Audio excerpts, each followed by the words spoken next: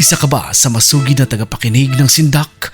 Anong Sindak short story ang binabalik-balikan mo sa ating channel? Pakinggan sa ating playlist dito sa Sindak Short Stories Radio. Ikaw ay nakikinig sa Sindak Short Stories Radio. Magandang araw po sa lahat ng mga nakikinig. Isa po ako sa mga silent listeners ninyo sa Spotify at simula nga po nang madiskubre ko ang inyong podcast ay wala pong palya ang aking pakikinig, partikular kapag kami ay natapos sa lunch break. Sa katunayan kapag nakikinig nga po kami ay tila bumibilis po ang oras at hindi namin namamalayan na uwian na pagkatapos. Ang kwentong ito ay nangyari naman noong nasa school pa ako. Katatapos lang po yun ng program namin at ginabi na po kami. Kaya napagpasyahan namin na matulog na lang sa classroom namin. Sa katunayan ay matagal na pakiusapan pa ang nangyari bago kami tuluyang makatulog dahil ayaw po talagang pumayag nung guard. Bawal daw po kasi sa second floor ng school namin ang mamalagi. Pinayagan lang kaming magtambay at magpaabot ng umaga sa mga classroom ng first floor. Ang sabi kasi ng guard, huwag daw naming sabihin kahit kanino din na pumayag siya. So yun nga ang ginawa. Lahat kami ay may kanya-kanyang pwesto. Nahihiligan ko noon na magsulat ng mga maiiksing kwento kaya naman naisipan ko ring magsulat ng short horror story. Minsan, sinisimulan ko ang kwento tungkol sa real life experiences ko tapos hinahayaan ko na ang utak at kamay ko sa kung anong magiging flow ng kwento. Sinimulan ko nga siya sa pagtulog sa school naming magkakabarkada. May kanya-kanya kaming ginagawa. May naglalaro, may nagtutulog na, meron ding nagpo-phone, may nagsusulat at ito nga't nawawala na ang lahat sa paligid ko hanggang sa ako na lang ang mag-isa. Hindi ko alam na yun talaga ang ginagawa din ng mga kasama ko. Ang alam ko kasi sinimulan ko lang siya kagaya ng pagtulog namin sa school. Sinulat ko pa na yung mga naglalaro ng spin the bottle ay may isang puwang sila sa bilog na kasya ang isa pang tao. Hindi alam ng mga naglalaro na may multo pala sa gitna nila. Isang bata, meron ding nanonood na isang babae at naisulat ko din na nilock ng guard ang gate papuntang second floor. Sunod ko na sanang isusulat na may paranormal activity nang mangyayari. Magsisigawan po kami magbabarkada at hindi sila makakalabas dahil nakalock ang gate at wala doon ang guard, hindi matagpuan sa kung saan. Kinilabutan ako sa naisip kong isulat kaya itinigil ko muna. Itinabi ko ang notebook at natulog na din hanggang sa napansin ko na naglalaro ng spin the bottle ang ilan sa mga kasama ko. Wala naman akong naramdaman na kaba pero nasa isip ko, ang galing. Nagkataon? Hanggang sa kinaumagahan, nag-uwian na kami. Nalaman ko na katulad ng isinulat ko ay talagang inilak pala ng guard ang gate pababa ng first floor at walang guard nung gabing iyon dahil umuwi din daw pala sila. Hindi ko na muling nabuklat yung notebook kong iyon. Sumapit ang Monday, yung isang lalaki na kasama namin nung gabi ay nagkikwento. Hindi daw niya sinabi sa amin pero nakita daw niya ang isang bata at babae ng gabing natutulog kami sa school. Yung bata ay nakaupo sa pagitan ng puwang ng mga naglalaro ng spin the bottle at ang babae ay nanonood sa kanila. Gulat na gulat talaga ako sa narinig ko. Tugmang-tugma talaga ang nangyari ng gabing iyon sa kung anong isinulat ko sa notebook. Aminado ako na lahat ng iyon ay katang isip ko lang. Hanggang sa lumipas ang ilang araw, ilang linggo, hanggang buwan. Iniisip ko kung itutuloy ko ba ang kwentong iyon, pero ano naman kaya ang kahantungan ng kwento. Natatakot lang kasi ako na baka mamaya ang lahat ng isinulat kong detalye doon ay maganap talaga. Sa sobrang hilakbot ko nga po, Sir Red, itinapon ko ang notebook at hinayaan ko po na lumipas ang ilang buwan bago ako tuluyan na muling makapagsulat ng maiiksing kwento. Ito ang Sindak Short Stories Radio. Magandang araw po sa lahat, lalo na sa iyo Sir Red. Hindi ko po maalala kung paano ko po na-discover ang inyong podcast sa Spotify, ang Hilakbot Pinoy Horror Stories, ngunit ang alam ko po ay bored kasi ako noon at naghahanap ng exciting na mapakinggan sa Spotify. At simula nga po noon ay araw-araw na ako nakikinig. Dahil po sa mga napapakinggan kong kwento sa podcast ninyo, lalo na sa subscriber si Hilakbot Stories, nahikayat din po ako na magbahagi ng aking sariling karanasan. Alauna ng hapon noon at katatapos lamang po namin gumawa ng reviewer at mag-review sa subject naming physics. Napagpasyahan ko po na umidlip saglit para makapag-review na rin kinagabihan. Nalalapit na rin po kasi ang aming periodical examinations noon. Dahil nga po may pinuntahan sina mama at mag-isa lang po ako noon sa bahay, sa sofa na lamang po ako sa sala na tulog. Kung sakali man po kasing dumating sina mama, ay agad-agad ko silang mapagbubuksan ng pinto sapagkat inilalak ko po iyon sa tuwing mag-isa ako. Sa kalagitnaan ng aking pag-idlip, nanaginip po ako. Aware naman po ako na nanaginip ako noon, ngunit dahil sa tahol ng mga aso namin, agad po nagising ang diwa ko. Pero hindi ko po malaman kung bakit nananatiling nakapikit ang aking mga mata. Mabangon na po sana ako noon upang tignan kung dumating na po sina mama, pero hindi na po ako makagalaw mula sa pagkakahiga ko. Naimulat ko po ang aking mga mata at yun nga, otomatiko akong pinagpawisan at kumabog na po ang aking dibdib. Dahil bukod sa hindi ko maigalaw na ang katawan ko, ay para may nakita po akong bulto na kulay itim sa paanan ko. Sa katunayan po yung mukha naman siyang tao, pero nagtataka ako kung bakit purong itim ang kanyang katawan. Pinilit ko po talaga na bumangon kahit hindi ako makagalaw, pero tila na ubusan ako ng lakas. Nagdasal na lamang po ako pero hindi pa rin umaalis yung bulto sa bandang paanan ko. Sa ilang beses kong pag-ulit ng Our Father, sa wakas, nakagalaw na rin ako. Dali-dali akong tumakbo sa labas dahil sa sobrang sindak. Napagpasyahan ko rin po na sa labas na lamang ng bahay hihintahin sina mama.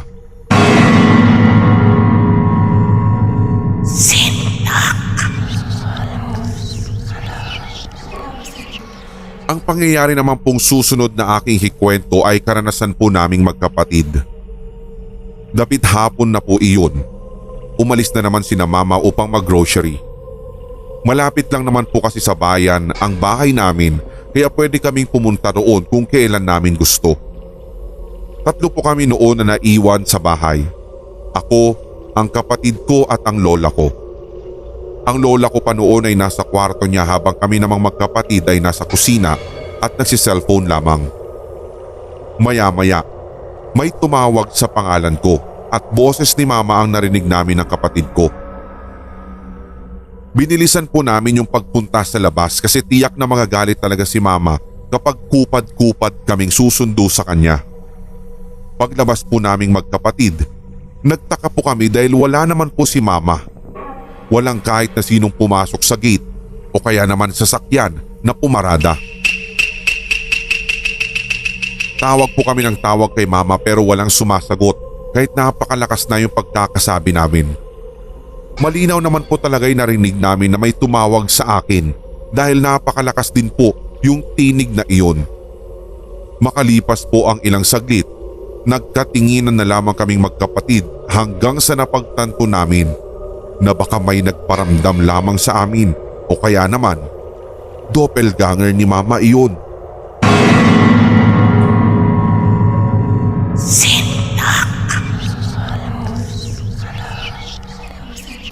Ang susunod ko namang kwento ay hango sa karanasan ng aking kapatid. Junior high pa lang ako noon, Sir Red, habang elementary pa lang ang kapatid ko. Maaga kaming gumigising para makapaghanda ng maaga papuntang eskwelahan dahil may kalayuan ang aming pinapasukan, habang ang kapatid ko ay maglalakad lamang patungo sa kanilang eskwelahan. Nakikisabay po ako sa aking mga kapatid sa pagpasok kahit po napakaaga kong umalis sa bahay. Isang umaga, kwento po niya, pagpasok niya raw noon sa eskwelahan ay wala pang katao-tao at siya palang talagang mag-isa. Kaya naman naghintay muna siya noon sa gym nila para maghintay ng kasama. Habang naghihintay daw siya, hindi niya mawari kung bakit tila hinila ang kanyang paningin sa gawin ng storage room. Doon nga ay may nakita siyang 3 teacher na tila nag-aalmusal. Isang babae ito at 2 lalaki. Ang pinagtatakhan daw niya noon ay kung bakit doon nag-aalmusal ang mga teacher knowing na storage room yun. Kumbaga tambakan na nga ng mga sirang gamit ng eskwelahan yun. Hindi rin naman daw niya makita ang mga mukha nila sapagkat nakatalikod ang mga ito sa kanya. Pero masasabi niya mga teacher ito dahil naka-uniforme daw sila. Pero mahahalata ang kalumaan ng mga ito at hindi naman daw ito kahalintulan ng mga kasalukuyang uniforme ng kanilang mga teachers.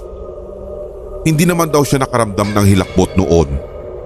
Nang may mga estudyante na ngang dumarating sa eskwelahan, ay siya naman daw na pagkawala ng mga teacher na nag-aalmusal sa storage room. Sa ngayon po Sir Red, nagtataka pa rin po kami ng kapatid ko sa mga kababalaghang nangyaring ito. Masasabi ko naman pong normal naman kami. Kumbaga wala naman po kami kakayahan na makakita ng mga multo o kung ano. Pero nagpapasalamat pa rin po kami sa Panginoon sapagkat kahit papaano hanggang sa paramdam lang sila at hindi po sila umaabot na kami ay saktan pa. Maraming salamat po sa pagbabasa at pakikinig ng aking kwento. Ako nga po pala si Nia.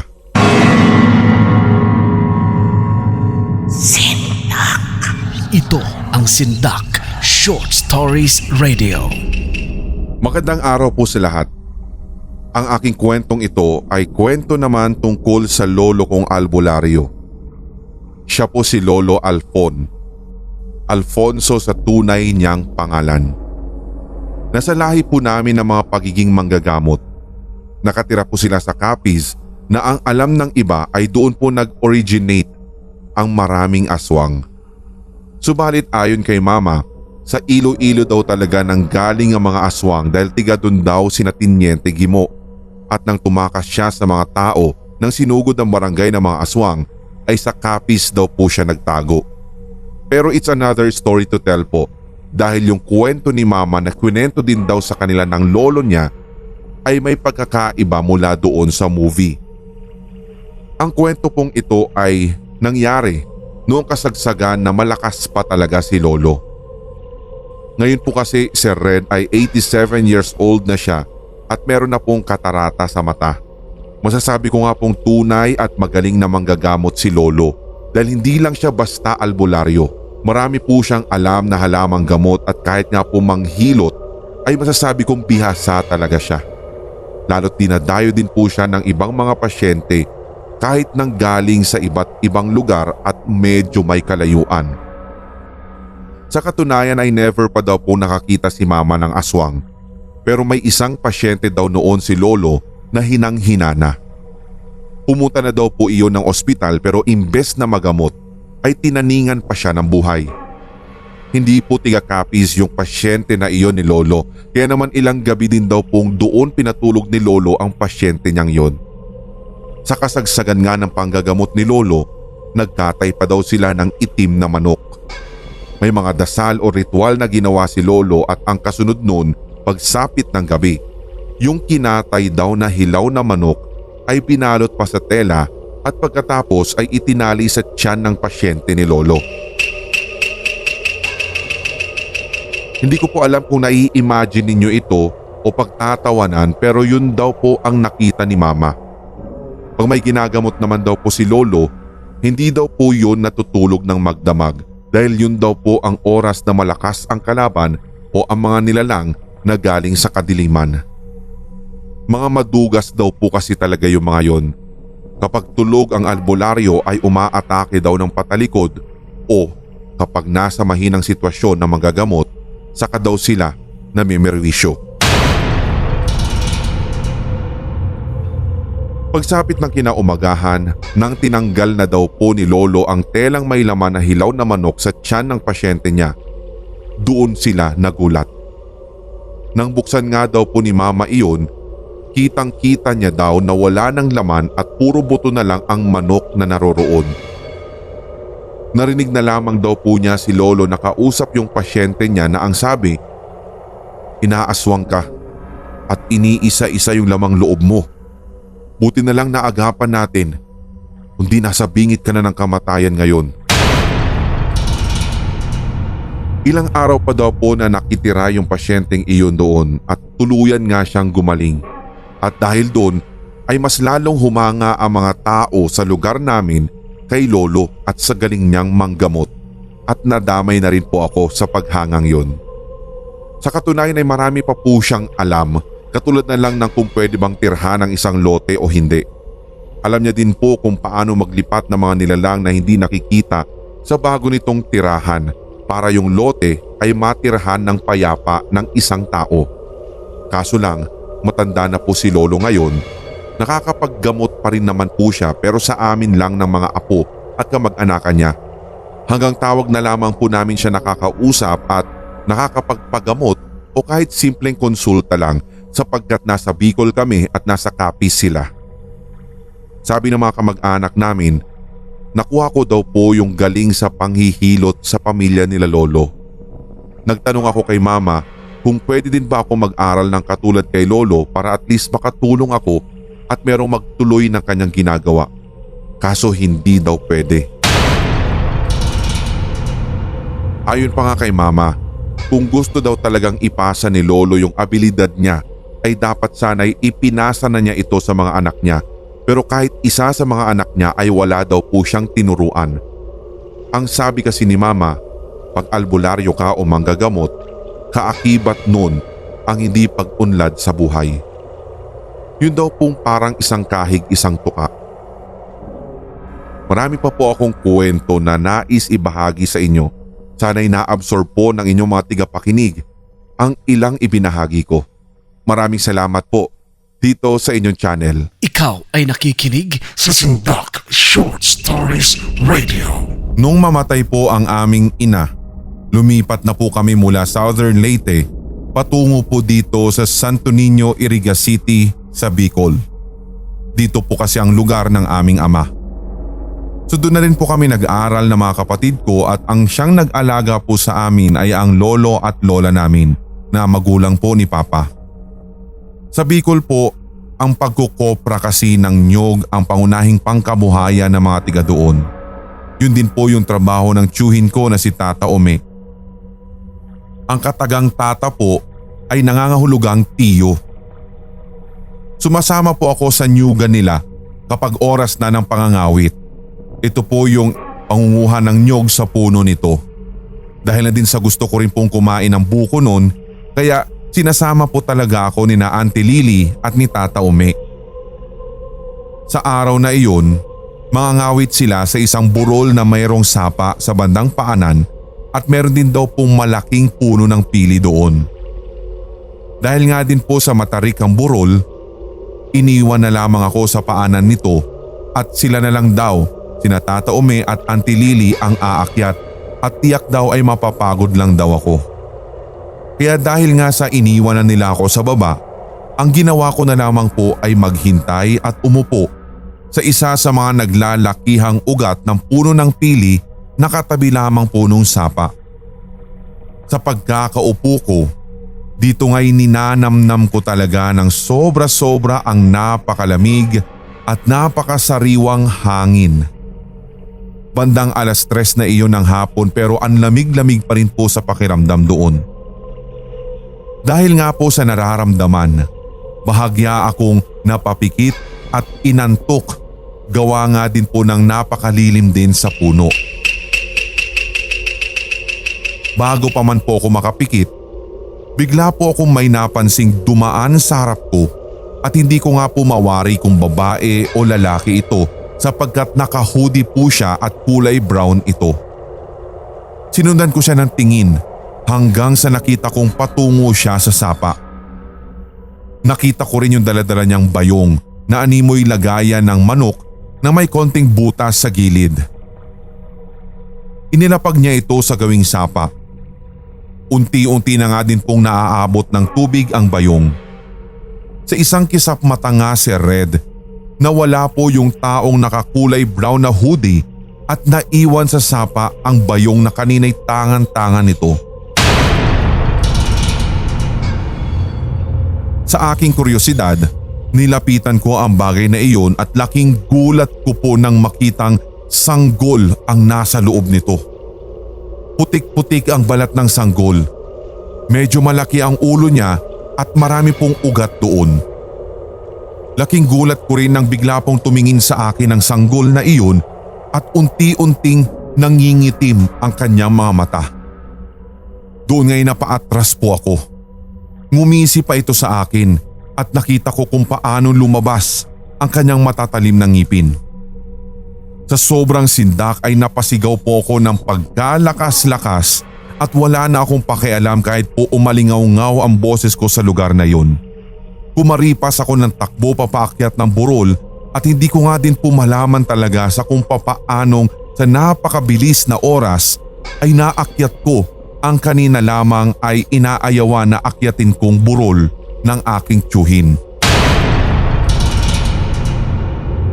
Namalayan ko na lamang na nandun na sila at nakita nila akong humahangos at namumutla na. Takot na takot ako at nanginginig habang itinuturo ang kung anong nasa sapa. Ikwento ko kina Tata Ome ang nakita ko. Ayon sa aking tiyuhin, tiyanak ang maaaring nakita ko. Meron din daw kasing natagpo ang fetus na kung tatantyahin ay nasa 4 months old na daw na talagang pasadyang nilaglag ng kung sino mang walang kwentang ina at doon na iniwan. Kunento din sa akin ng isa sa mga kapatid ni Papa na si Tata Berto na maging siya ay nakakita na rin ng tiyanak sa gawin na iyon, maging yung taong nakakulay brown na hoodie sa eksaktong pinagkakitaan ko. Maging siya ay natakot din sapagkat parehas kami ng experience. Tulad ko, kumaripas din daw siya ng takbo pero ang pinagkaiba lang, wala daw siyang pinagkwentuhan ng patungkol dun. Kinikilabutan ka na ba? Mas lalamunin ka ng hilakbot sa tuloy-tuloy na kwentuhan dito sa Sindak Short Stories Radio.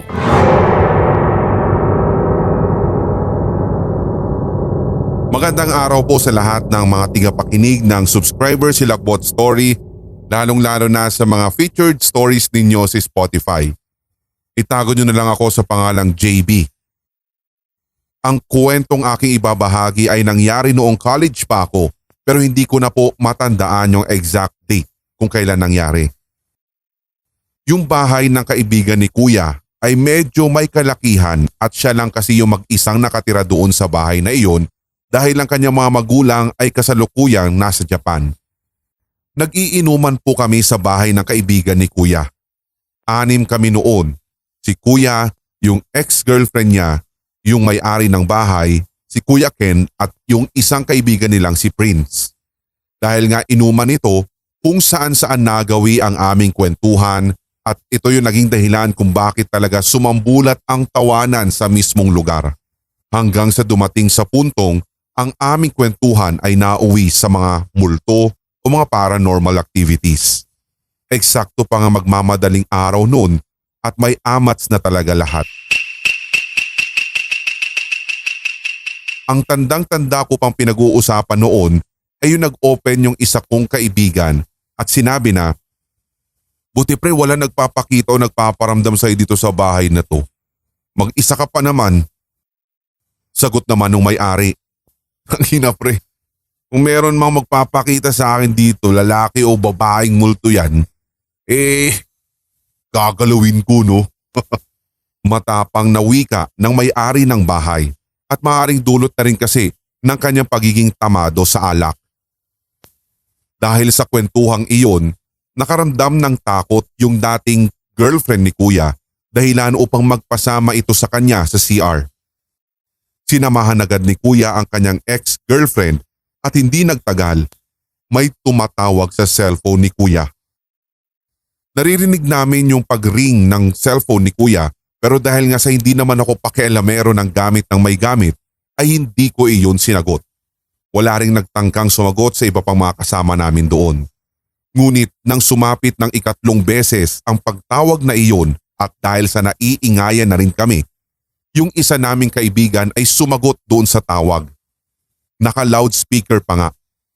Nagtataka kami kung bakit sarili naming ingay yung naririnig namin sa cellphone at laking gulat namin na yung tumatawag ay galing doon sa cellphone nung dating girlfriend ni Kuya. Take note, iniwan nila yung cellphone nilang dalawa sa bag. Kaya imposible na mayroong magdadial ng kahit na ilang beses doon sa number ni Kuya unless may nagpaparamdam sa amin. Maaaring nabastusan yung entity o kung sino mang elemento dahil sa sagot ng may-ari ng bahay kanina. Dahil doon, nahintakutan na kaming lalo. Nagparamdam nga yung hindi naman dapat sanang magparamdam. Ang sabi patuloy nung lasing na may-ari ng bahay, "Ina mo ha, kung sino ka man, talagang gagalawin kita at may gagawin akong kahalayan sa'yo.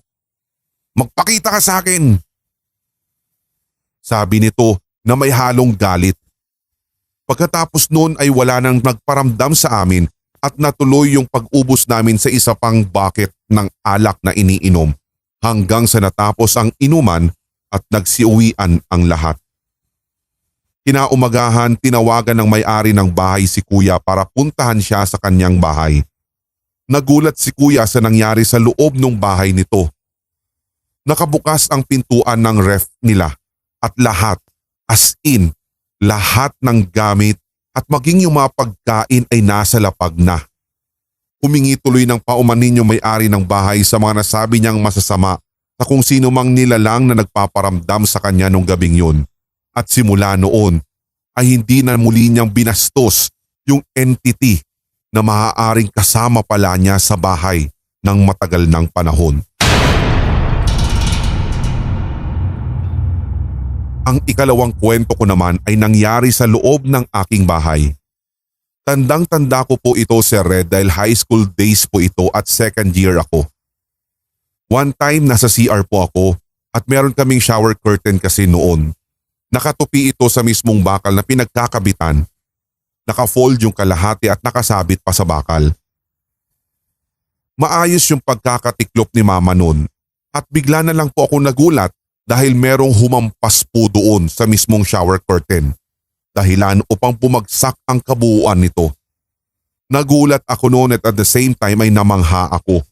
Sa katunayan na itinago ko yung takot ko nung time na iyon. Alam ko na meron akong kasama sa CR. Mabuti na lamang ay hindi siya nanakit o kung ano paman. Nangyari pa nga ito, tanghaling tapat. May ilang araw din na nagpaparamdam sa akin ang kung sino mang elemento sa loob ng bahay. 3:00 na madaling araw yung isa. Talagang ito nga yung sinasabi nila na ganitong oras ay active ang mga ganitong klaseng mga paranormal entities.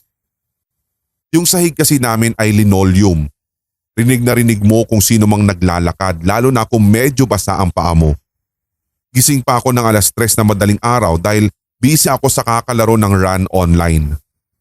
Bigla na lamang may narinig ako na parang tumatakbo at alam ko na galing iyon sa isang bata. Pabalik-balik ito sa loob ng bahay. Hinayaan ko na lang yon kasi nga mas gusto ko pang magpa-level up sa nilalaro ko kesa matakot. Ilang beses din nangyari yon, Sir Red, hanggang sa nakasanayan ko na lamang. Hindi na ako natatakot sa kanya pagkatapos. Bagamat pag umaalis ako at dumadating din sa bahay, gayon na lamang ang aking ginagawa na parang binabati ko siya. Tulad ng, "Alis na ako ha." At pag dumarating naman, "Hello, I'm here." Kasi sabi ng tita ko, maaaring ang aking sixth sense ay active. Hindi mo sila nararamdaman na nandyan lang sila. Pero mas maigi nga daw na gano'n na gawin mo na parang ituring mo rin sila na buhay na tao. Ito namang susunod na kwento ko ay nangyari naman nung elementary pa lamang ako. Kasama ko noon ang best friend kong nagngangalang Alvin. Papunta kami noon sa isa naming kaibigan para tumambay lang. Papalabas na nga kami ng subdivision nang makarinig kami na parang may sumigaw na babae. Yung sigaw niya ay parang alam mo yung kinakatay. Dahil doon, nagkatinginan kami at parang punong-puno ng question mark ang aming muka.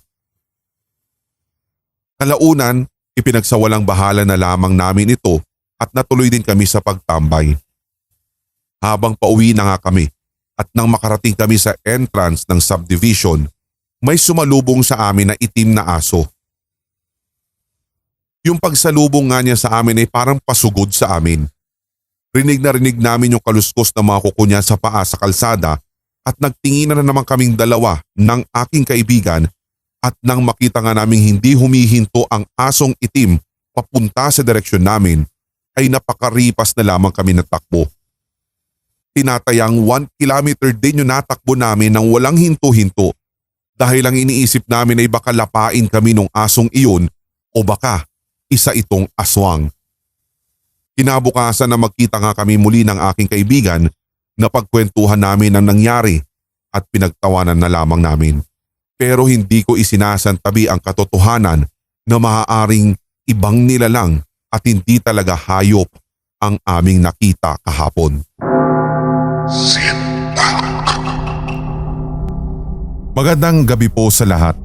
Isa po ako sa mga avid listeners ninyo sa inyong mga kwento. Ito po kasi yung nagiging libangan ko kahit nasa work ako, pang-parelax at nakakawala po talaga ng stress. Dahil sa kagustuhan ko rin pong ibahagi ang ilan ko pang karanasan, heto po muli si Ivy. Likas po talaga na pagpakitaan ako ng mga multo o kaya ng mga kaluluwang hindi matahimik. Sobra po talagang active ang aking third eye ayon sa aking lola. Marami na nga din pong beses na ako'y nakakakita. Kumbaga sa ngayon, normal na para sa akin yun.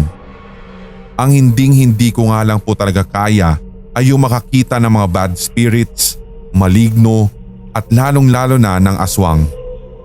Kaya po kilalang kilala ako ng aking mga kaibigan na once magpupunta kami sa isang lugar, ang tanong agad nila sa akin ay kung may nakikita daw ba ako doon at pinapadescribe pa sa akin.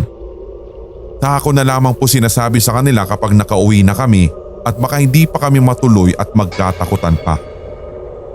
Minsan naman, sa tuwing tinatanong nila ako ay tumatango na lamang ako. Hindi ko na lamang dinedetalye sa kanila dahil baka mamaya ay lalo pang magkatakutan o kaya naman ay may maaaksidente pa sa amin. Since kami naman po ay Christian kaya hindi ko naman po masyadong ina-absorb sa sarili ko yung nangyayari sa akin dahil alam ko agad ang gagawin sa tuwing makakakita ako ng ganun. And napaka-effective po talaga ng taimtim na pagdarasal.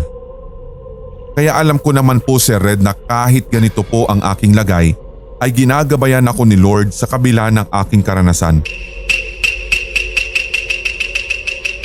Minsan nga po noong college ako at nagkaroon kami ng paranormal team ay gusto pa nila akong isama doon.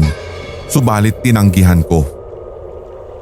Iniiwasan ko na rin po na makipag-usap sa kanila dahil once na ginawa ko iyon ay sinusundan na nila ako kahit saan ako magpunta. Kaya parang binabalewala ko na lamang minsan at dasal na lamang po talaga ang ipinanlalaban ko. Katulad nga po nung nasa Bicol kami. That was a Holy Week 2001 sa Iriga. Kakagraduate ko lamang po ng grade 6. Dahil nga sa Holy Week, nakasanayan na namin na pagdating ng linggo ng pagkabuhay ay magsiswimming kami dahil may paniwala po doon na kapag nag-swimming sa linggo ng pagkabuhay ay nakagagaling daw ng mga may sakit. Galing ako sa bahay ng pinsan ko that time dahil tumulong ako sa paghahanda para sa lahat ng aming dadalhin at lulutuin kinabukasan dahil ayon sa aking mga tiyuhin, madaling araw daw dapat ay nakaalis na kami papuntang resort. Umuwi ako na mag-isa Sir Red at bandang alas 10 na iyon ng gabi.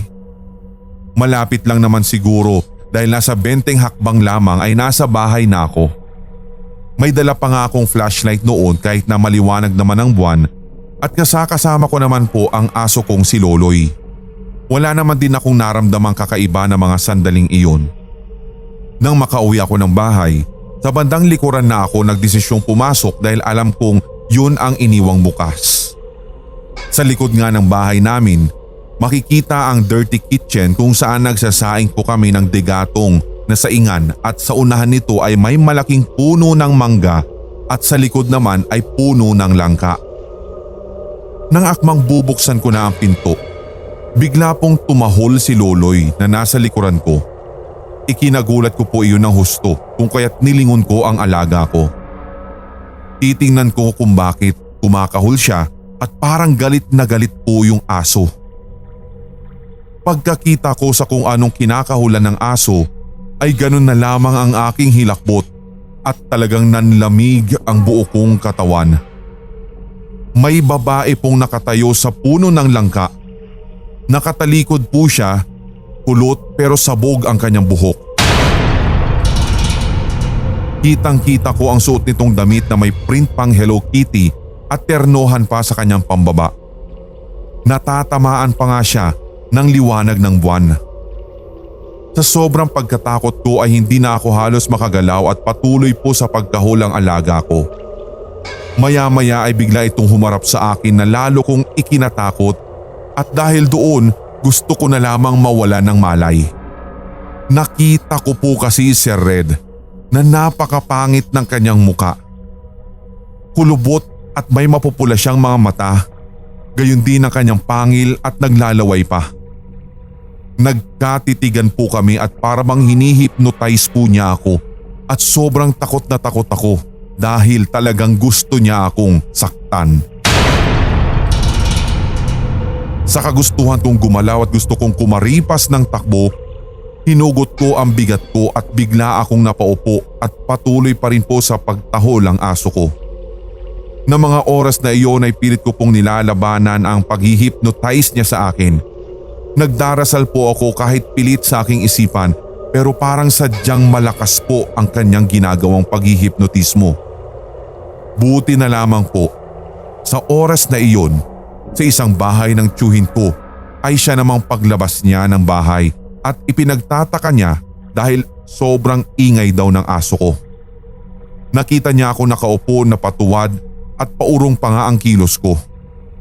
Dahil na din sa kagustuhan kong makagalaw, kaya ginawa ko po iyon kahit na wala pong lumalabas sa aking lalamunan na kahit isang malakas na sigaw. Nang mga oras ding iyon ay nakita ng aking tito kung anong meron sa puno ng langka at nakita niya ang babae kaya nagmadali siyang kumuha ng itak. Pero kung anong bilis ng tito ko ay mas mabilis ang babae na yun sapagkat sa isang iglap ay nawala po itong parang bula at hinahabol pa nga ni tito kasama ang aking alagang aso. Pero hindi na niya malaman kung saan ito nagtungo. Ang sabi po ng mga tiga Bicol, yun daw po ay isang klase ng aswang na kung tawagin ay aswang na baklay. Ang term po nilang baklay ay sinasabing naglalakad lamang dahil bagong aswang lang daw ito at masyadong mapusok kaya kung sinong matipuhan ay siyang bibiktimahin. Matapos po noon ay hindi na ako nakaranas nito at sa awa ng Diyos ay tila wala naman itong nabiktima sa aming baryo. Mga kasindak, ibahagi ang iyong kasindak-sindak na karanasan sa ating email sindakstories2008@gmail.com o di kaya'y i-private message sa ating Facebook page Hilakbot TV Pinoy Horror Stories. Aabangan namin yan, kasindak. You're tuned into Sindak Short Stories Radio.